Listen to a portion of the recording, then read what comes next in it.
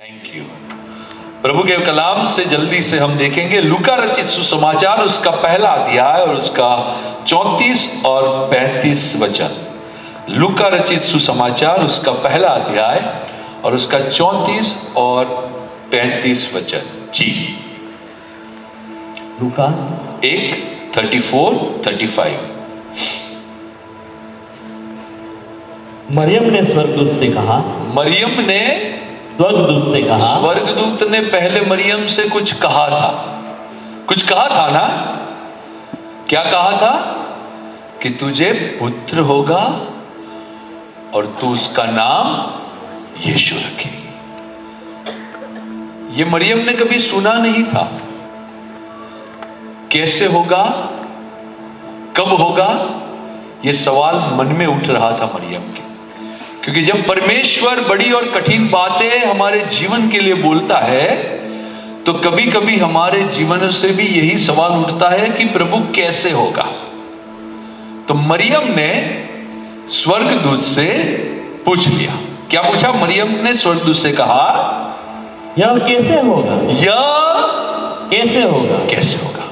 पूरी दुनिया का सवाल है। पूरी दुनिया आज ये सवाल के सामने कुछ कर नहीं पा रही, हारी हुई है। एक बाप और एक माता, मेरे जैसे पियक्कड़ बेटे के पैदा होने के बाद जब पीता ही रहता है और वश में नहीं आता है तो कहने लगते हैं ये कैसे बदलेगा।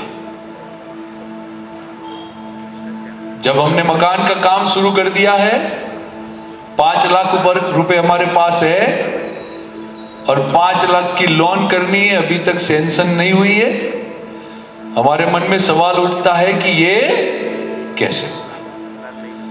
मेरी बेटी बड़ी हो गई है, शादी के लिए बहुत रिश्ते आ रहे हैं, अभी तक किसी के साथ शादी का ठिकाना नहीं पड़ा है, ये कैसे होगा। हमारा बिजनेस घाटे में चल रहा है,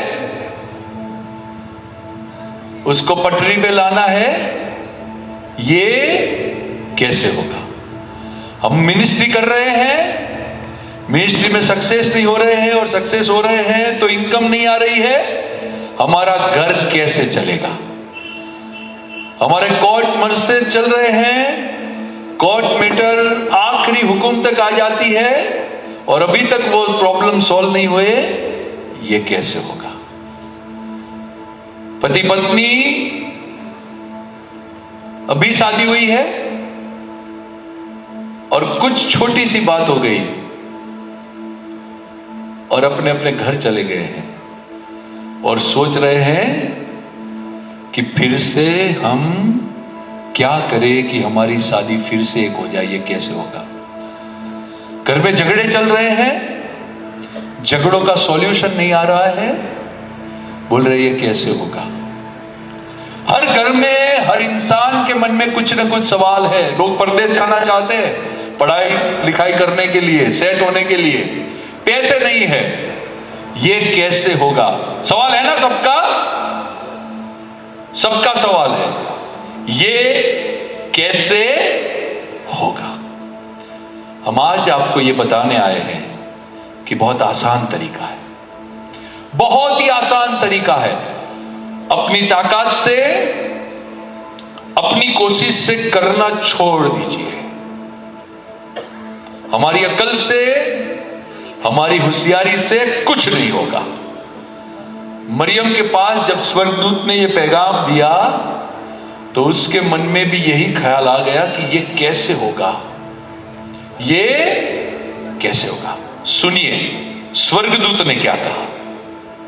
स्वर्गदूत ने उसको उत्तर दिया, स्वर्गदूत ने उसको उत्तर दिया, पवित्र आत्मा तुझ पर उतरेगा, पवित्र आत्मा तुझ पर उतरेगा और परम प्रधान की सामर्थ्य तुझ पर छाया करेगी। हालेलुया।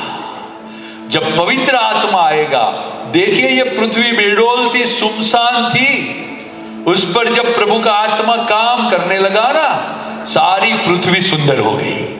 ये पूरी श्रुति जो बेडोल होती है उसको सुंदर बना सकता है, तो हमारे सारे प्रॉब्लम को वो जब काम करने लगेगा तो ऐसा ठीक कर देगा कि हम सोचते ही रहेगा कि बाप रे बाप, ये प्रभु की ओर से हो गया, ये प्रभु ने कर दिखाया। हालेलुया। कैसे होगा? जब पवित्र आत्मा आएगा और परम प्रधान की सामर्थ तुझ पर उतरेगी, छाया करेगी। पवित्र आत्मा उतरेगा और सामर्थ छाया करेगी। दो चीजें होगी।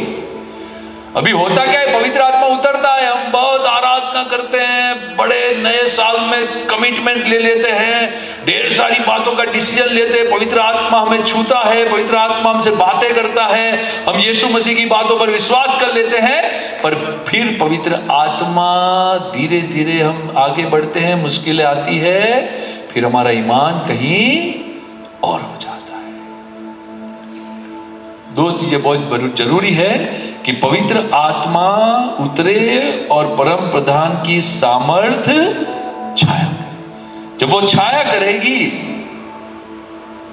जो पवित्र आत्मा हम पर रहेगा, यीशु की हुजूरी हम में वास करेगी, प्रभु के वचनों में हम रहेंगे, प्रभु की आराधना में लीन रहेंगे, हमारे सारे काम वो कर देगा।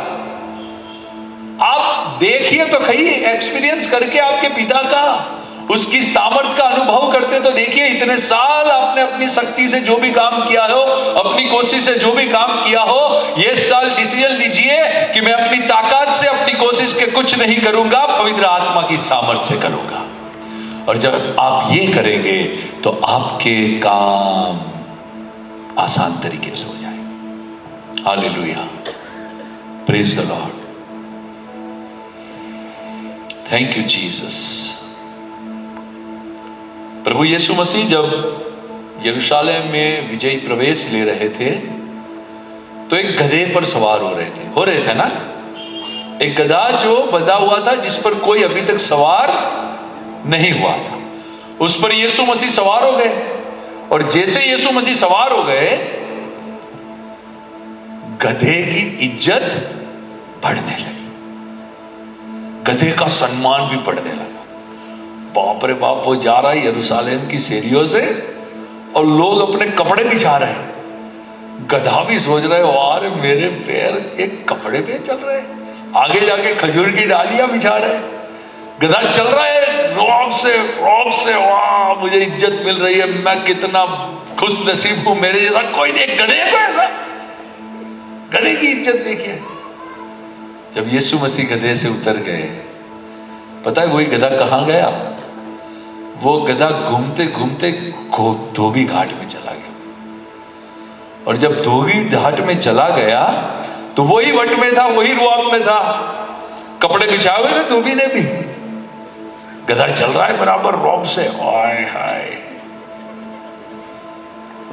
धोबी आया लकड़ी लेके, जो मारा पीटा, भगाया। बाप रे, क्या हो गया, क्या हो गया भाई? अभी तो लोग तेरे पास कपड़े बिछा रहे थे, अभी तेरे को लाठी पड़ रही है। हाँ, लाठी पड़ेगी, चोर आएगा, बच्चों को छीन जाएगा, बच्चे को भविष्य को छीन जाएगा, घर में कर्जा कर देगा, घर में झगड़ा कर देगा, क्योंकि अब पवित्र आत्मा छाया नहीं करता, अब पवित्र आत्मा की सामर्थ काम नहीं करती, अब यीशु मसीह हमारे पर सवार नहीं होता, इसलिए हमें लाठियां पड़ती हैं।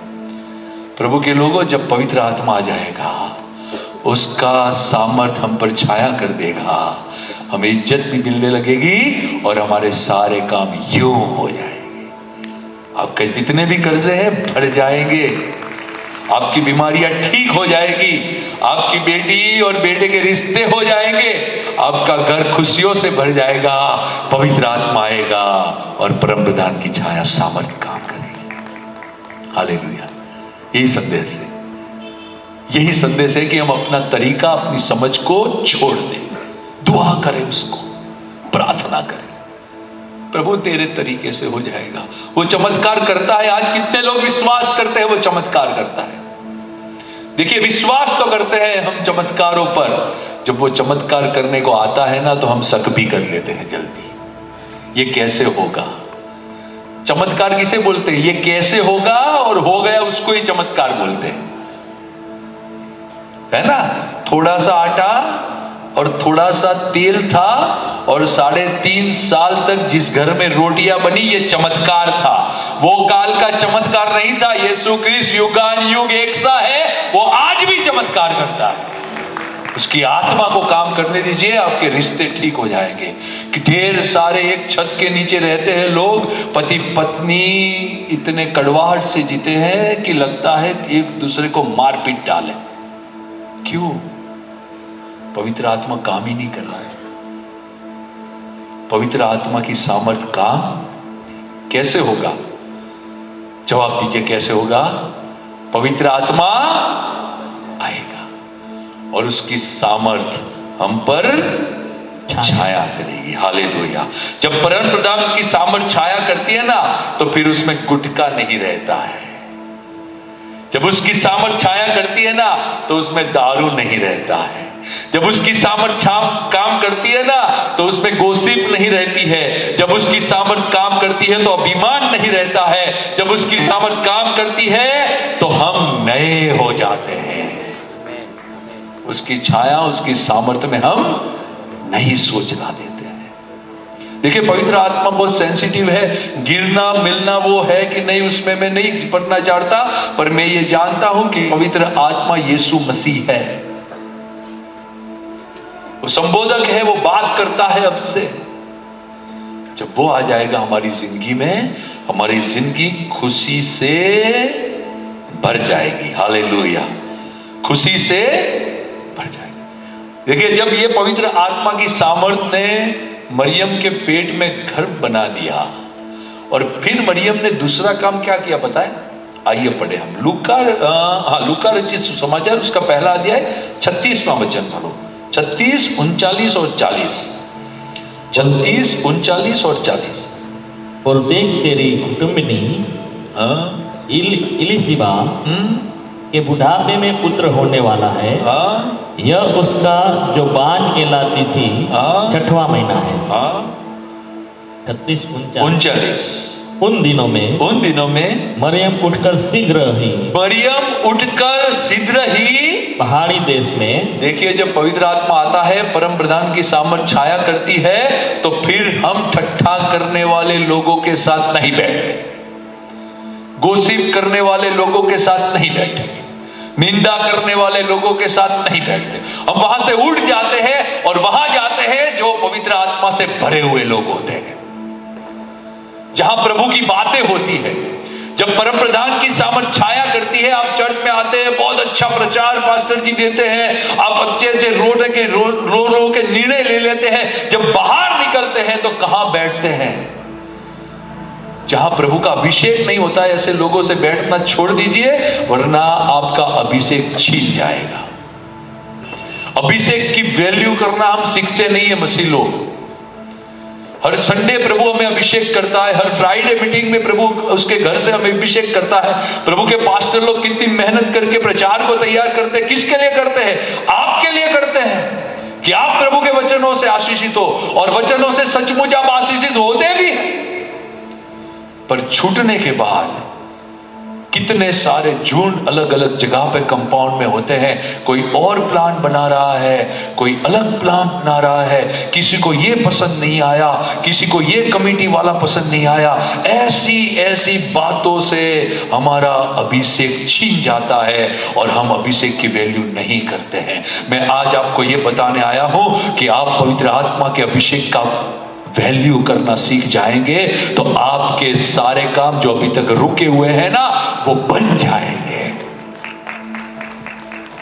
आपके पास्टर जो बोलते हैं उसकी इज्जत करना सीख जाएंगे। आपके पास्टर जो बात आपको सिखाते हैं उसका ऑनर करना सीख जाएंगे। आपके सारे काम यूं ही हो जाएंगे। हालेलुया। जब पवित्र आत्मा उतरेगा और उसकी सामर्थ काम करेगी, तो ये सारी चीजें हो जाएगी। हालेलुया।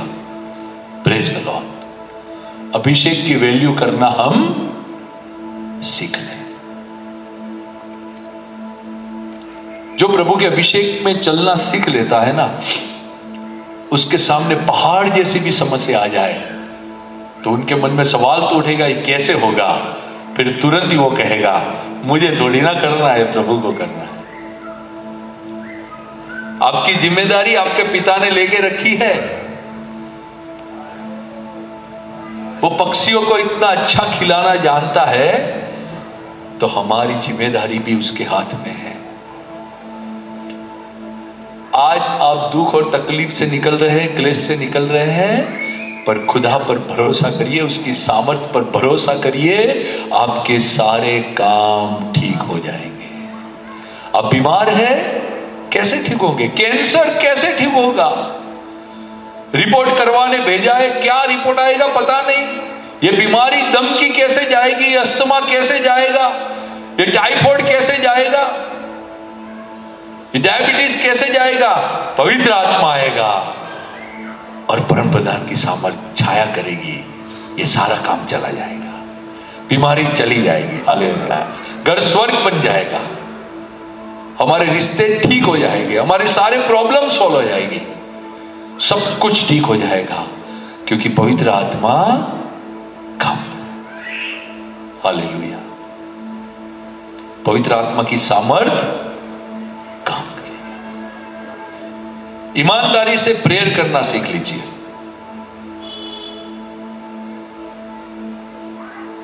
प्रेयर बहुत करते हैं, पर ईमानदारी से बहुत कम करते हैं। ईमानदारी से प्रेयर करके अपनी गलतियों को मानना सीख लीजिए। पवित्र आत्मा को इतना पसंद आएगा कि वो आपके अंदर उतर आएगा, आपके जीवनों में उतर आएगा, और आप पर उसकी छाया हो जाएगी, और आपके सारे काम बन जाएंगे। खुदावन चाहता है कि हमारे जीवनों में अद्भुत काम हो। आपका एक एक सवाल, एक एक समस्या का वो समाधान करना चाहता है। बस उसके लिए रास्ता तैयार कर दीजिए, उसको काम करने दीजिए, अपने दिल को ठीक कर दीजिए, अपने मन में से एक दूसरे के प्रति कड़वाहट निकाल दीजिए, गुस्सा निकाल दीजिए। जैसे यूहन्ना ने कहा, वो बढ़े और मैं घटूं। उसको बढ़ना अवश्य है। अवश्य का मतलब है उसका कोई विकल्प नहीं है। हम बढ़ते जाते हैं, हमारी सोच में बढ़ते जाते हैं, हमारे अहंकार में बढ़ते जाते हैं। हम जितने नम्र होते जाएंगे, हमारी गलतियों को मानना सीख लेंगे, पवित्र आत्मा काम करता रहेगा। विश्वास तो करते हैं ना चमत्कारों में? आज भी वो सूखे हाथ नया डाल सकते विश्वास करते हैं। आज भी वो अंधे को आके देख सकता है, विश्वास करते हैं। आज भी वो कोढ़ियों का कोढ़ दूर कर सकता है, विश्वास करते हैं। आज भी वो गरीब को धनवान बना सकता है, विश्वास करते हैं। तो क्यों नहीं होता है? क्योंकि हम पवित्र आत्मा को काम नहीं करने देते। उसकी सामर्थ को काम करने दीजिए, उसका मान लीजिए, उसके वचन जो हमारे पास आते हैं उसको माना करें। हालेलुया। तो वो हर तरह से हमें बचाएगा। ऐसी जगह से बचाएगा जहां आप फिसलने वाले भी होंगे। देखिए दाऊद भक्त, आखिरी कलाम को पढ़ के मैं बंद करता हूं। भजन संहिता 94 और उसका 18 पढ़ लीजिए। काफी वचन है, पर बस अब 5 मिनट में खत्म करके हम दुआ कर लेंगे। भजन संहिता 94 और उसका 18वां वचन। जब मैंने कहा, कौन कह रहा है? अपने आप से कह रहा है। जब मैंने कहा मेरे पांव फिसलने लगा है। तो क्यों गया फिसलने वाली जगह में? मेरे पांव फिसलने लगा है। काफी बार हम भी तो ये करते हैं, फिसलने वाली जगह में चले जाते हैं, फिसलने वाला देख लेते हैं, फिसलने वाला सुन लेते हैं, फिसलने वाले रिश्ते कर लेते हैं, फिसलने वाले डिसीजन लेते हैं। दाऊद भक्त को भी ये एक्सपीरियंस हुआ कि मेरे पांव फिसलने लगा है। पर ईमानदारी देखिए क्या बोल रहा है। फिसलने वाली जगह में जाएंगे, फिसलने लगेगा, ये एहसास हो जाएगा, फिर आप तुरंत ही पुकारेंगे, परमेश्वर मुझे बाहर निकाल दे, ईमानदारी से मेरी गलती हो गई है। वो तुरंत अपनी करुणा का हाथ बढ़ाएगा और आपको वहां से निकाल देगा। पर ईमानदारी से दुआ करनी पड़ेगी, चाहे आपने गलती भी की हो। चाहे आपने पाप भी किया हो, चाहे आपने गुनाह भी किया हो, चाहे आप फिसल भी गए हो, पर मैं मेरे परमेश्वर को जानता हूं जिसने मुझे नास के गड्ढे से निकाला है। मैं बहुत बड़ा शराबी था, मैं मेरे माँ बाप को बहुत दुख दिया करता था, मैं किसी की मानता नहीं था, मैं झगड़ा करने वाला आदमी था, मैं रात भर नशे में चूर रहने वाला आदमी था। शराब का नशा, गांजा, चरस, ड्रग्स, मारा मारी, पुलिस केस, रात भर बार घूमना, जुआ खेलना, हर एक पाप करता था। फंस गया था कादर के अंदर, नाश के गड्ढे में था, सब कुछ खत्म हो गया। राजकोट सीएनआई चर्च के बाहर आंगन में मैं बैठा था एक संडे को, और मेरा दोस्त आया, मुझसे कहा कैसा है तू? मैंने बोला शांति है। फिर पूछा कैसा है? मैंने बोला शांति है। तीसरी बार पूछा, मैंने बोला शांति नहीं है, तू क्या करेगा मेरे लिए? मेरे घर में ये प्रॉब्लम्स है, मेरे हालात ठीक नहीं है, मेरा डाइवोर्स हो जाने वाला है, मैं मेरी बीबी को छोड़ देने वाला हूं, कुछ ठीक नहीं है मेरे घर में। बोले मेरे घर आ जा, एक सेवक आए, वो दुआ करेंगे, ठीक हो जाएगा। मैंने बोला ऐसा थोड़ी होता है, मैं नहीं आऊंगा। घर गया, शराब पिया, सो गया।